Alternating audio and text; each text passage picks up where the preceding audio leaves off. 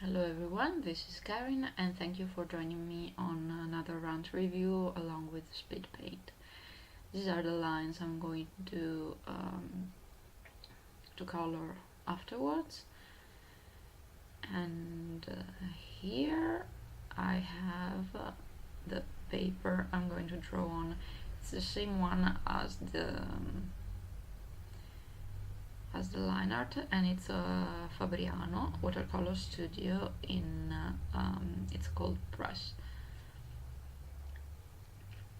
which is it's not called a champion, but it's basically a piece of paper they gave me when I bought some watercolors to try it out and see if I liked it, so I would buy it. Okay, so these are my Daniel Smith watercolors. This is, well, it's an old Winsor & Newton palette where I have taken out all the pans and just throw the colors in. I squeeze the tubes directly in the palette. Here I have my swatches along with the names behind. I did not fill in all the characteristics such as opacity and whatever, because I am a lazy ass, but yeah, one day I will. So basically here I decided to just swatch them again. This is my water spray, which I love using on every single one of my palettes, and on some it works better. On this one it's particularly great. But because these paints are great, I love these paints, so you will not hear anything bad about them from me, I think. Now, well, one of the things I will let you see after, yeah, I apologize for putting my hands in front of the camera, but yeah, good choice. Switching the paper. Okay, so this is the first one, which is burnt umber. To build the palette, I watched some videos. In particular, I really liked the ones from Tio, I think it's pronounced, and I will link them down below. This is the new Gamboge. I hope I'm pronouncing them right, which is like one of my favorite yellows, because I love warm colors, and this one it's perfect. It's creamy. It has a beautiful color. Okay, sorry. This other one is a transparent Pyrrol orange. I will also write down the names in the description, so don't worry about me mispronouncing them or losing anything. This other one is organic Vermillion, beautiful red, which actually looks better in these swatches than the other ones I have. But yeah, this one is Quinacridone Red, which is like well, it's not magenta because the magenta it's the next one, but it really looks magenta, and the other one looks more like a purple to me. Okay, and this one is the Quinacridone Magenta, which yeah, I don't know, it looks purple to me. And here I messed up because I took the color and went directly on the wash. Anyway, here I cleaned a little bit my yellow. This is a cadmium yellow in a light hue. Here my other brush wants to join in. You will join in afterwards. Okay. Yeah, I use it a lot to mix greens, and yeah, so it was a little dirty. This one is French Ultramarine, which is I think the only color I don't really like. Oh, here's my favorite, Phthalo Blue green shade. It's gorgeous. It's absolutely gorgeous. Look at that. Okay, sorry about the French Ultramarine. It's really hard. I mean, it does not activate that fast, and it's a little bit hard to pick up, and it's not that strong. So yeah, not really a favorite, but it makes for good mixing. This one is a raw umber, which I use, I don't remember for what. I generally do not look at the colors, just you know, do some splotches and see what happens, because I am an artist. This one is Sap Green, which is well, kind of the only green I have, if you don't count Phtalo Turquoise, but yeah, which is this one, which I suppose it's kind of greenish but more on the cool hue. But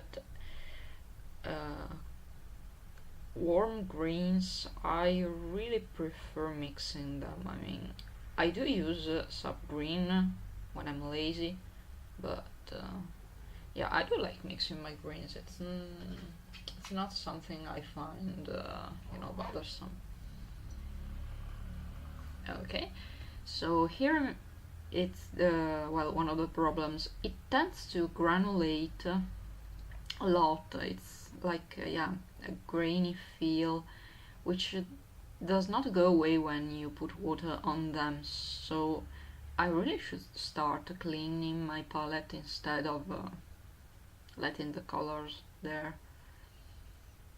This because well, it forces me for once to use the colors I already have there, and I cannot choose anything different.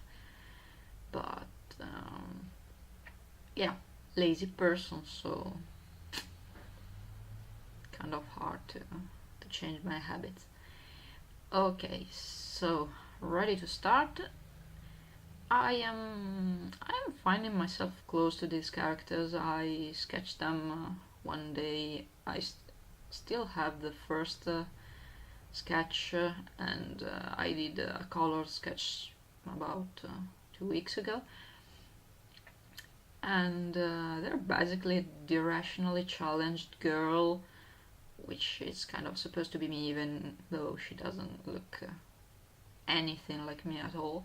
But yeah, and direction wolf, like if you see his head from up above, he's going to have an arrow on his muzzle.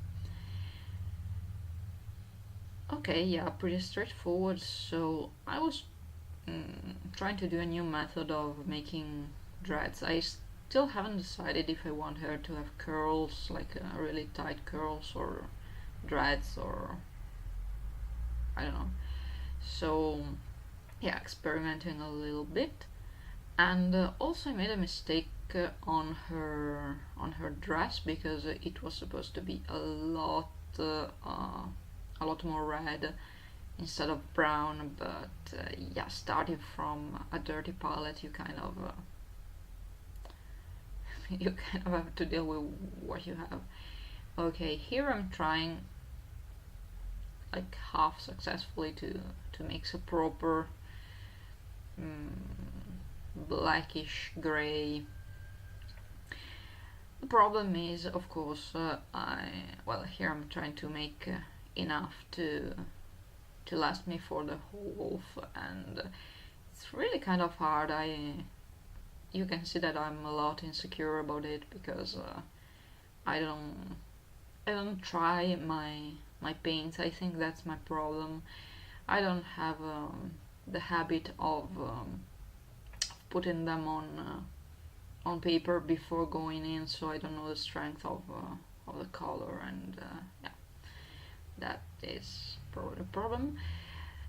And yeah, one thing I've noticed with this paper is that if you add a little bit more water, not a lot, but a little bit, it's going to bloom really fast and a lot, which is kind of something I exploited for the background, and I was happy with. But on the wolf it was kind of I don't know, I didn't really like it, but adding some strokes to make the fur was yeah, was a good idea. Here I had no idea what to do with the background, so yeah, just threw some colors in, and this one are Sap Green and what is that? Yeah, I should really make notes about some of my colors because I tend to forget, and it's an ugly thing. It's the Phtalo, however it's pronounced blue. Okay, you can see here I've shown you in like 2 seconds that the paper buckles a lot and it sticks that way. It's I mean, you cannot unbend this thing. It's impossible. So yeah, if you ever want to use this paper, you should really consider